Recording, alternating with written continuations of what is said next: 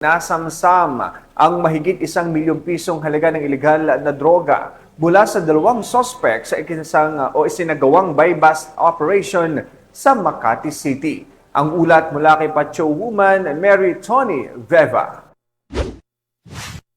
Higit 1 milyong piso ng hinihinalang shabu ang nasamsam ng mga operatiba ng Makati City Police Station matapos maaresto sa isinagawang drug buy-bust ang dalawang sospek.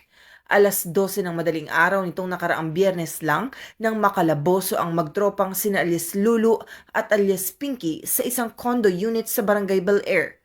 Napag-alaman rin ng pulisya na si alias Pinky ay dati nang nakulong noong 2021 dahil sa kaparehong kaso. Base sa investigasyon, isang pulis ang nagpanggap bilang poser buyer upang mabisto ang hinihinalang ilegal na transaksyon ng mga sospek. Ang nasabing pulis ay nakabili ng 101 piraso ng mga disposable vape cartridges na pinaniniwalaang may laman na marijuana oil. At nang tanggapin ng mga sospek ang bayad mula sa undercover na pulis, ay agad silang inaresto. Ngunit sa gitna ng operasyon, isang kasamahan ng mga sospek na si alias Jake ang nakatakas. Patuloy naman siyang pinaghahanap ng mga otoridad. Narecover sa operasyon ang 98 pieces na self-sealing plastic na naglalaman ng disposable vape cartridges na may marijuana oil, mga improvised burner, water pipes at glass tubes.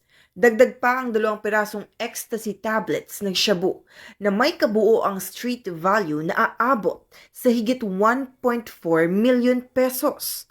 Ang magtropang sospek ay dinala na sa mga lokal na himpilan para sa karagdagang investigasyon at pagsampa ng kasong paglabag sa RA 9165 habang patuloy pa rin ang pagsisikap ng mga otoridad na mahuli si alias Jake na kasalukuyang itinuturing na isang wanted suspect.